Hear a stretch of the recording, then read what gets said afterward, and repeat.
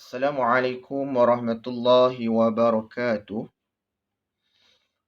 Alhamdulillahilladzi arsala rasulahu bil huda wa dinil haqq liyuzhirahu 'alad dini kullih wa kafa billahi shahida. Ashhadu an la ilaha illallah wahdahu la syarika lah wa ashhadu anna Muhammadan 'abduhu wa rasuluh. اللهم صل على محمد وعلى آله وصحبه أجمعين. سبحانك لا علم لنا إلا ما علمتنا إنك أنت العليم الحكيم. قال رب اشرح لي صدري ويسر لي أمري واحلل عقدة من لساني يفقه قولي. Jadi alhamdulillah, syukur kita kepada Allah Subhanahu Wa Taala kerana di saat ini masih lagi kita dikurniakan oleh Allah Subhanahu Wa Taala nikmat iman, nikmat Islam, yang mana dengan kedua-dua nikmat ini sahajalah kita boleh mendapat kejayaan bukan sahaja di dunia tetapi juga di akhirat kelak, insya-Allah. Jadi insya-Allah tuan-tuan puan-puan yang saya hormati sekalian, setelah sekian lama kita tak bertemu kerana PKP ni, kuliah kita pun dah tertangguh agak lama. Jadi insya-Allah atas kesempatan dan juga keizinan oleh Allah Subhanahu Wa Taala pada hari ini, insya-Allah kita akan menyambung semula kuliah kita yang tertangguh sebelum ini, iaitu kuliah berkenaan dengan akidah Islamiah. Kita nak berbicara, kita nak berbincang, kita nak menuntut ilmu berkenaan dengan akidah, iaitu apa pegangan kita di dalam hati. Pegangan hati kita terhadap agama kita sendiri, iaitu akidah Islamiah. Penting untuk kita sentiasa mempelajari, sentiasa mengulang kaji berkenaan dengan akidah Islamiah, kerana iman kita ni tuan-tuan kadang-kadang naik, kadang-kadang turun. Yazid wa yanqus. Iman kita ni kadang-kadang naik, kadang-kadang turun. Jadi disebabkan itu tuan-tuan, sebab tu kita kena belajar, kita kena sentiasa mengulang kaji, lebih-lebih lagi berkenaan bab akidah ini tuan-tuan. Supaya apa? Supaya iman kita tu lebih mudah untuk yazid, iaitu untuk naik, berbanding untuk turun. Jadi sebab tu penting untuk kita sentiasa mengulang-ulang berkenaan bab akidah Islamiah sampailah sampai bila-bila lah kiranya, sampai kita menghembuskan nafas, insya-Allah. Jadi insya-Allah tuan-tuan, pada kuliah yang sebelum ini, iaitu saya rasa pada bulan 12, bulan 12 tahun lepas, saya ingat saya, kuliah kita yang terakhir, kita sudah berbincang berkenaan dengan apa itu was-was di dalam akidah. Yang mana pada kelas yang lepas, saya dah bagi tahu tuan-tuan apa itu pengertian was-was dalam akidah, apa itu adakah was-was ini membatalkan iman, dan juga saya juga telah berbincang dengan tuan-tuan berkenaan dengan contoh-contoh perkara-perkara yang memberi was-was kepada akidah. InsyaAllah sebelum kita masuk pada tajuk hari ini, izinkan saya kita ulang sekejap. Sebab dah lama rasanya ni kan. Kita kalau 2 bulan tak buka buku tu, rasanya muka depan buku tu kadang-kadang kita dah lupa. Sebab dah lama sangat kan. So kita ulang kaji sekejap, kita tengok sekejap apa itu was-was dalam akidah, contoh-contoh, dan juga adakah perkara ini membatalkan iman ataupun tidak. Okey, baik. Was-was dalam akidah ini ialah sebarang bentuk keraguan. Keraguan yang mana timbul di dalam hati, dan keraguan ini adalah berkenaan dengan ketuhanan, kenabian dan juga perkara-perkara ghaib. Apabila datang sahaja was-was tentang perkara ini, jadi kita sebut ini sebagai was-was dalam akidah. Berbeza dengan was-was dalam syariah. Contohnya was-was dalam syariah apa? Contohnya, kita tengah solat, kita terlupa kita ni rakaat ketiga ke rakaat keempat Kan? Itu contoh was-was dalam solat yang kita sebut sebagai was-was dalam syariah ataupun fiqh. Tetapi apabila kita sebut was-was dalam akidah, dia adalah satu bentuk keraguan tentang, sebagai contohnya, keraguan tentang wujudnya Tuhan.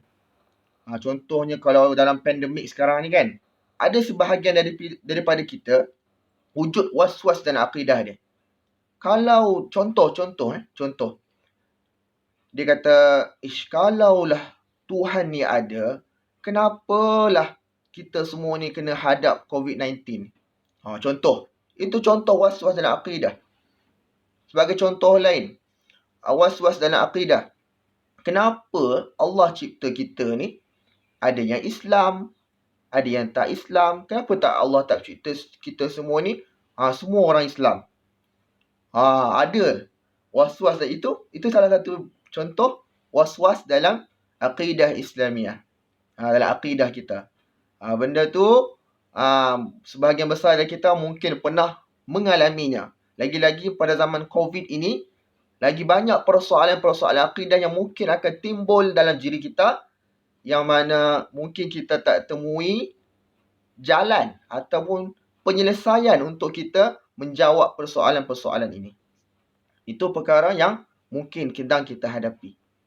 Jadi baik tuan-tuan, itu adalah was-was dalam akidah. Sebarang bentuk keraguan berkenaan ketuhanan, kenabian dan juga perkara-perkara ghaib, iaitu perkara-perkara yang kita tak boleh tengok. Contohnya dosa, pahala, syurga, neraka, malaikat, syaitan dan lain-lain. Okey, baik. Itu pengertian. Adakah perkara ini membatalkan iman? Jawapannya, mengikut jumhur ulama, tidak membatalkan iman. Kerana apa? Kerana Nabi SAW bersabda, yang mana membawa maksud, sungguhnya Allah mengampunkan bagi umatku apa-apa yang diwaswaskan dalam hatinya selagi dia tidak melakukan atau mengatakan apa yang diwaswaskan. Itu dia pesanan ataupun pemberitahuan daripada Nabi Muhammad SAW bahawasanya Allah akan mengampunkan apa-apa sahaja bentuk was-was yang datang di hati kita ni kan, selagi mana kita tak buat dan ucap. Dua syarat ni. Dua syarat ni, selagi mana kita tak ucap benda tu dan selagi mana kita tak buat benda itu, apa yang diwaswaskan itu akan diampunkan oleh Allah Subhanahu wa ta'ala. Hadis muttafaqun alaih. Jadi insya-Allah tidak membatalkan iman. Kesimpulannya, benda yang was-was ni tidak membatalkan iman. Adapun bukan bermakna apabila perkara ini tidak membatalkan iman, kita boleh mengambil perkara ini sebagai sambil lewa. Kerana kita tak boleh menafikan bahawasanya was-was ini adalah salah satu punca ataupun titik tolak kepada adanya kes-kes murtad. Ataupun dalam bahasa Inggeris kita sebut apostasy. Murtad. Kes-kes murtad yang berlaku ni, dia bermula dengan apa? Dia bermula dengan perasaan was-was dalam iman. Jadi kita tak boleh ambil sambil lewa benda ni. Bermakna kita kena buat sesuatu apabila benda ni terjadi kepada kita. Jadi insya-Allah pada hari ini kita akan bincangkan apa dia langkah yang perlu kita ambil apabila penyakit was-was ini datang kepada kita. Apa yang kita kena buat? Walaupun perkara ini tidak membatalkan iman, tetapi kalau kita tak kawal dia, tak mustahil dia akan merebak dan boleh merosakkan iman pada masa akan datang. Jadi penting untuk kita teliti dan kita cuba amalkan langkah-langkah supaya benda ini tidak terus berada dalam hati dan sanubari kita. Penting sebenarnya tuan-tuan. Jadi insya-Allah pada hari ini kita akan sama-sama berbincang berkenaan dengan langkah yang perlu kita ambil untuk mengatasi was-was dalam akidah, yang mana langkah-langkah ini saya kongsikan kepada tuan-tuan dan puan-puan bersumberkan sebuah buku atau kitab. Kitab ni dia kita ada berbunyi bertajuk Benteng Iman, yang ditulis oleh Dr. Aizam Mas'ud, salah seorang dulunya seingat saya dia ialah salah seorang pegawai di Mufti Wilayah, Dr. Aizam. InsyaAllah sekarang ni saya tak pasti sama ada dia masih lagi berkhidmat di sana ataupun tidak. Tapi langkah ataupun tips-tips yang diberikan oleh Dr. Aizam dalam buku ini sangat-sangatlah baik untuk kita fahami dan juga teladani. Okay, apa dia langkah-langkah tersebut? Kita tengok kepada slide yang saya dah sediakan ini, insyaAllah. Ada 6 langkah yang boleh kita ambil, boleh kita lakukan apabila was-was dalam akidah ini datang. Kita kena ingat was-was dalam akidah ini datangnya daripada siapa? Daripada syaitan. Dalam surah An-Nas kita baca min syarril waswasil khannas. Kita doa kepada Allah supaya kita ini dapat berlindung daripada apa? Was-was khannas. Ini bermakna was-was ini datangnya daripada siapa? Daripada syaitan. Jadi apa kita nak buat bila was-was ni datang? Bila tiba-tiba datang persoalan kenapa Nabi kahwin ramai?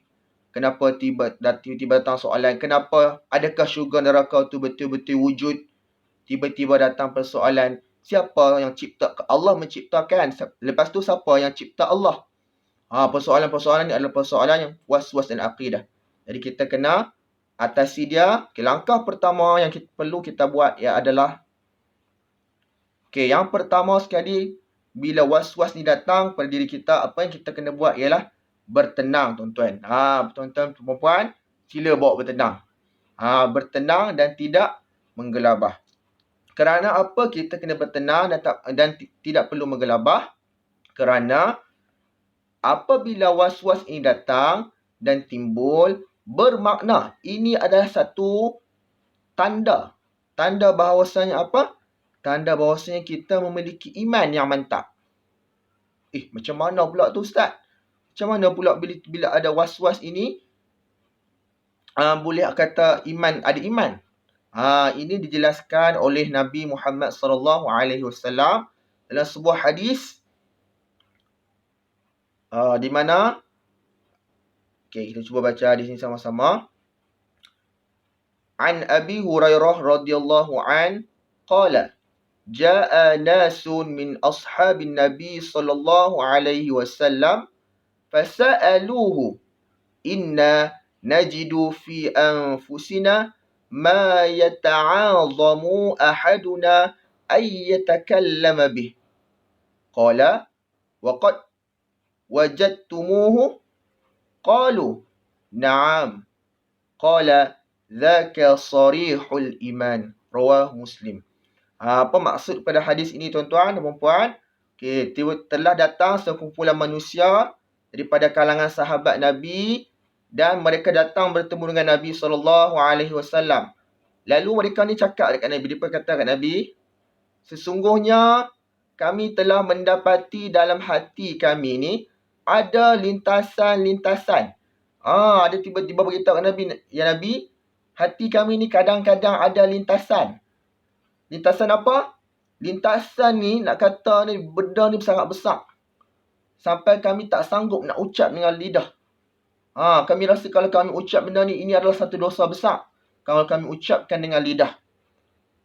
Sampai tahap lagu tu. Sampai mereka ni beritahu benda tu datang kepada was-was tu ada pada diri mereka. Dan tempat sampai kata benda ni sangat besar sampai tak terucap di lidah kerana mungkin akan menyebabkan dosa besar. Macam tu keadaan dia. Lalu Nabi pun kata, kamu sudah terkena ke perkara ni? Lintasan-lintasan tu. Lalu mereka menjawab, na'am. Ya Nabi, kami dah terkena lintasan-lintasan ini. Contoh-contoh yang saya sebut tadi. Contoh lintasan, siapakah yang mencipta Allah? Contoh lintasan, adakah syurga neraka itu wujud?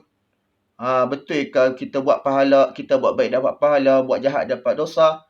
Kan? Lalu apabila mereka menjawab, ya kami dah terkena dengan lintasan-lintasan ini, maka Nabi pun cakap, zaka sarihul iman. Itu adalah petanda iman yang Jelas. Nabi sendiri bagi tahu kat kita, kalau ada datang was-was itu jangan risau, jangan bawa bertenang. Itu tandanya kita masih lagi ada iman. Kalau datang persoalan-persoalan itu dalam minda kita, dalam hati kita, itu tandanya kita masih lagi beriman. Itu berdasarkan kepada hadis Nabi SAW. Jadi sebab tu saya beritahu tadi, langkah pertama sekali kita jangan menggelabah, kita kena bertenang. Kena bertenang. Itu yang pertama yang kita kena buat.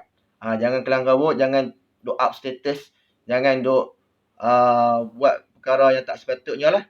Bertenang dan tidak menggelabah. Ingat balik hadis ni, Nabi kata, apabila kita datangnya was-was itu petanda kita masih beriman. Bukannya bermakna kita sudah tidak beriman. Tidak. Itu tandanya kita masih lagi ada iman. Jadi insyaAllah. Itu yang pertama, jangan menggelabah dan juga kena sentiasa bertenang apabila perkara ini menghantui kita. Baik. Itu yang pertama. Yang keduanya, apa nak buat? Apa nak buat bila datang sahaja was-was ini? Yang kedua, apa yang kita kena buat ialah memperkukuhkan iman dengan mengulangi syahadah. Kita ulang semula syahadah kita. Asyhadu an la ilaha illallah wa asyhadu anna Muhammadar Rasulullah. Aku nak saksi bahawa tiada Tuhan selain Allah dan aku nak saksi bahawa Nabi Muhammad itu pesuruh Allah. Itu yang kita kena buat. Lepas kita dah bertenang tadi, kita mengucap balik. Berdasarkan hadis Nabi SAW. Kita baca sama-sama. La yazalun nas yatasaaluna hatta yuqala hadza khalaqallahu al-khalqa faman khalaqallah faman wajada min zalika syai'an falyaqul amantu billah. Apa maksud dia? Manusia akan terus bertanya sehinggalah dikatakan ini diciptakan Allah. Maka siapa yang mencipta Allah? Dia timbul persoalan macam tu. Okey, yang contohnya dia kata pokok diciptakan Allah. Manusia diciptakan Allah. Lepas tu siapa pula yang cipta Allah ni kan?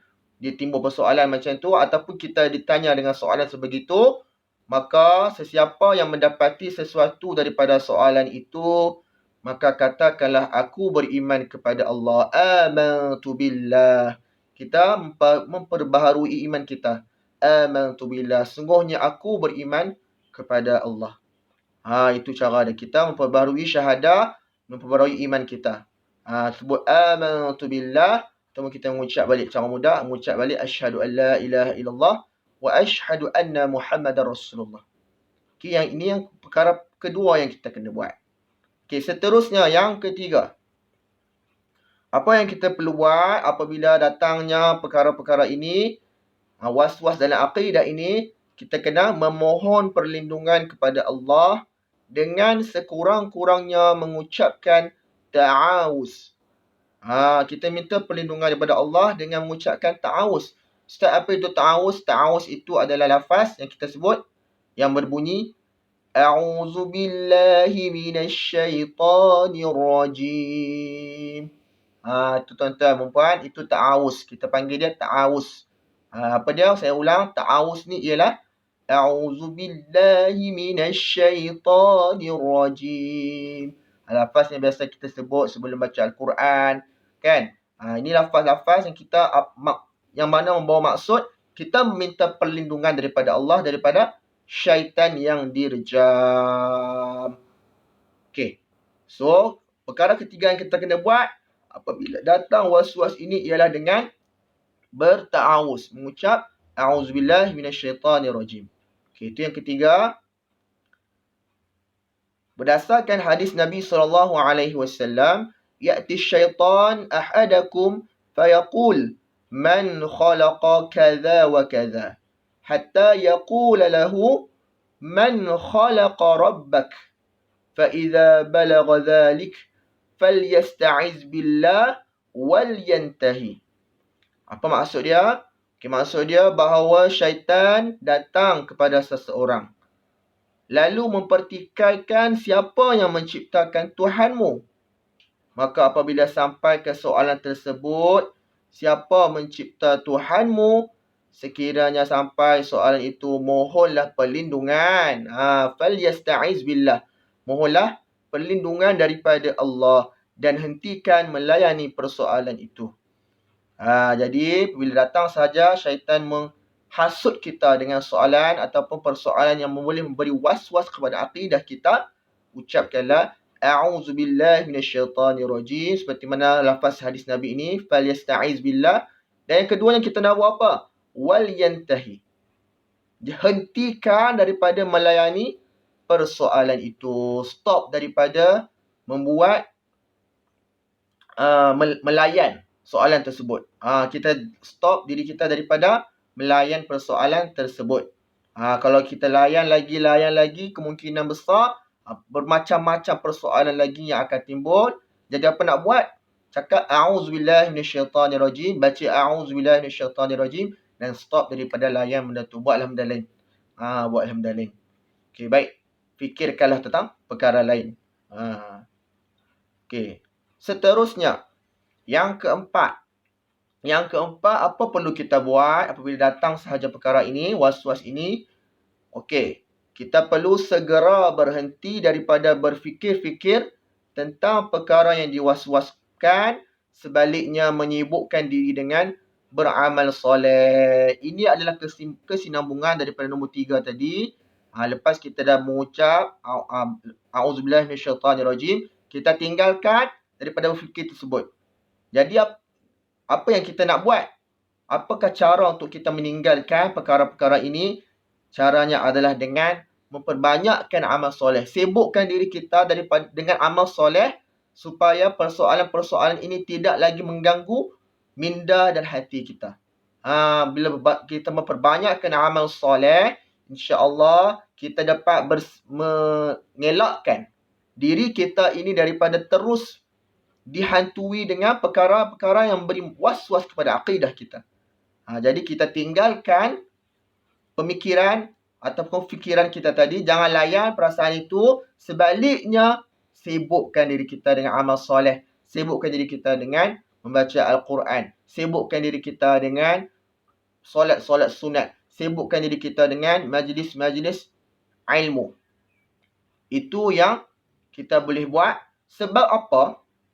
Hakikatnya persoalan-persoalan ini ialah, kita tengok pada ayat Al-Quran yang seterusnya. Allah beritahu dalam Al-Quran, a'udzubillahi minasyaitanirrajim.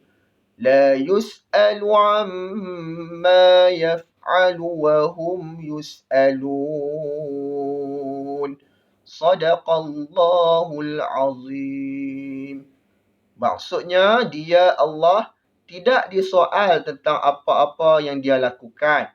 Tetapi mereka lah, yang ini manusia, yang akan disoal, yang ini akan dihitung segala amalan di akhirat kelak. Surah Al-Anbiya ayat ke-23. Kerana apa? Kita kena sibukkan diri kita dengan amal. Kerana Allah tidak akan disoal. Allah ada hak untuk buat apa sahaja. Allah ada hak untuk berkata-kata apa sahaja kerana dia adalah Rabbul Alamin, Tuhan sekalian alam. Jadi kita tidak ada hak untuk mempersoalkan apa yang Allah nak buat. Kita tidak ada hak mempersoalkan apa yang Allah kata.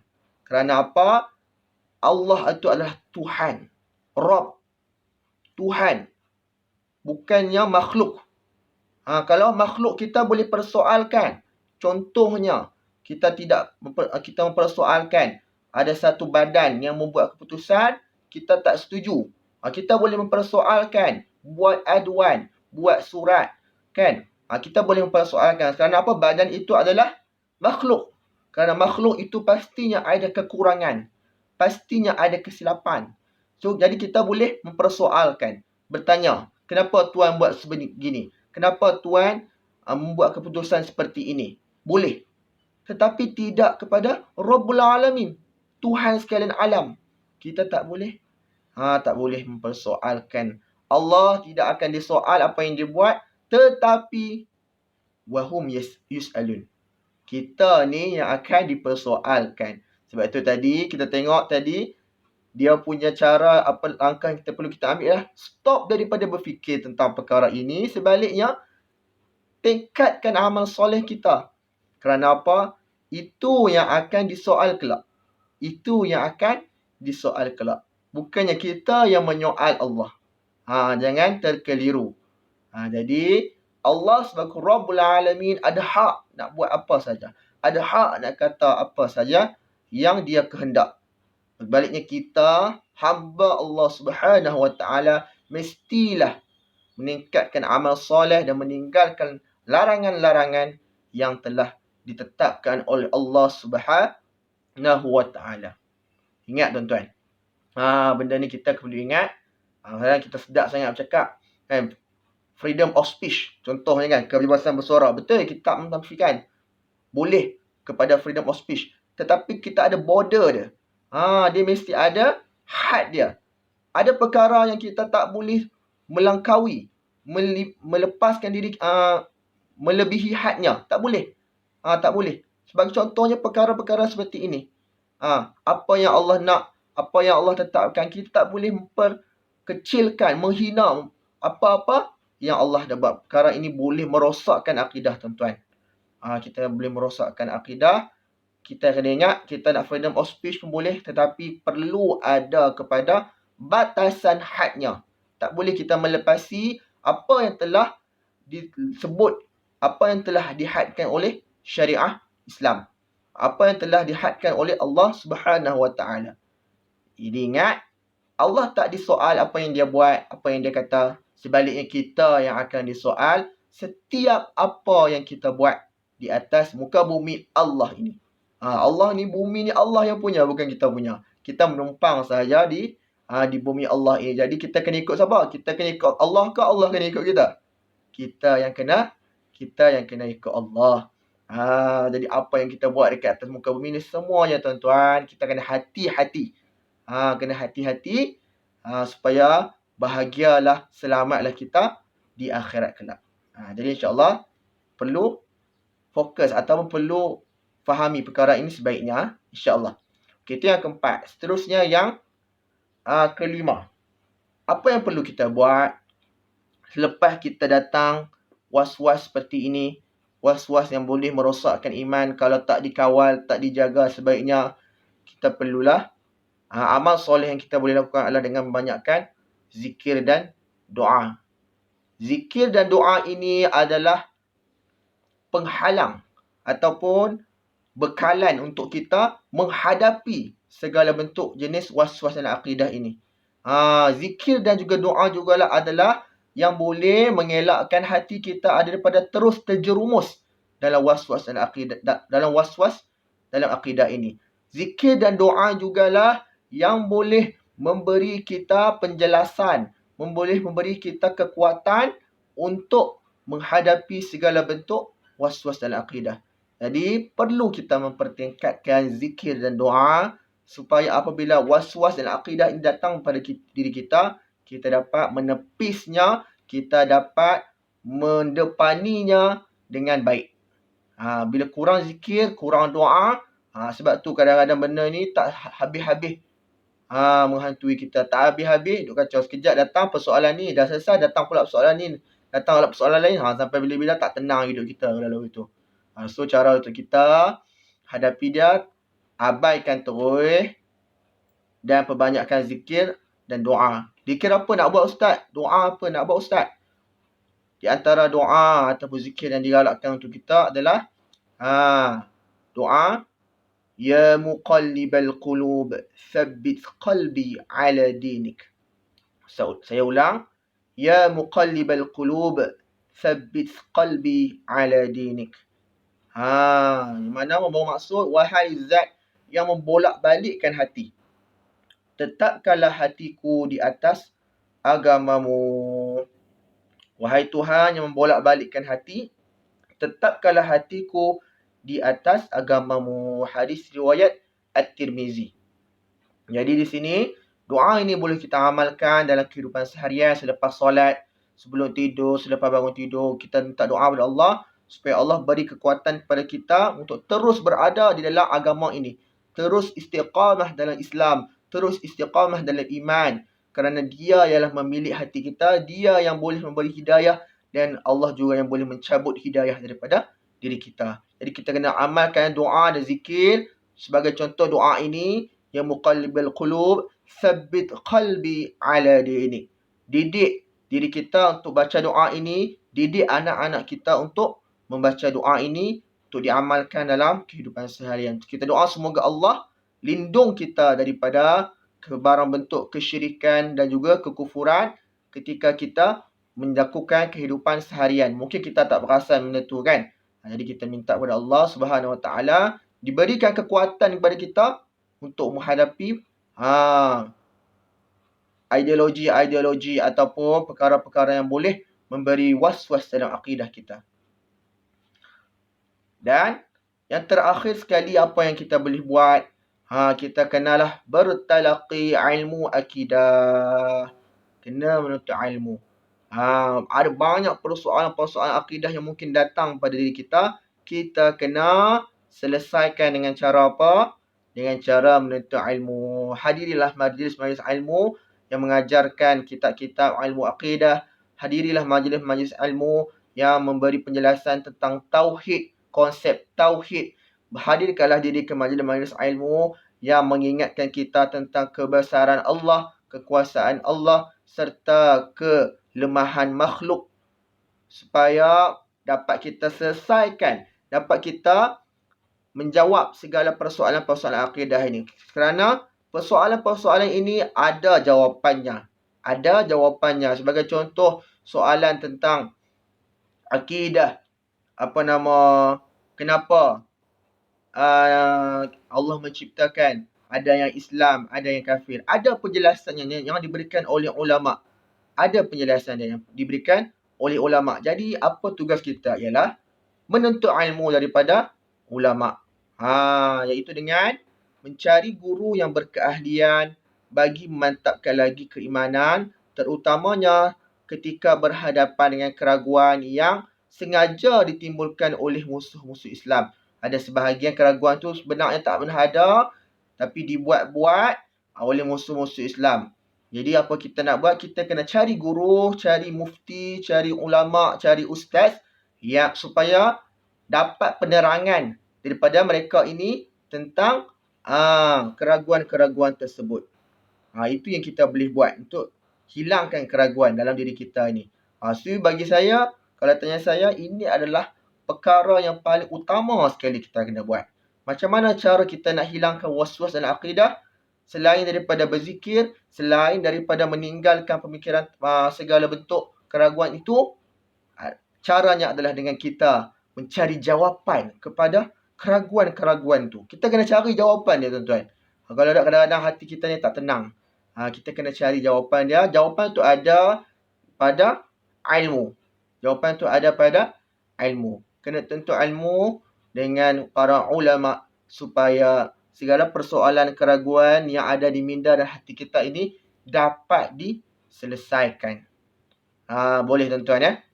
Boleh. Semoga itu yang dapat kita buat. Kerana apa?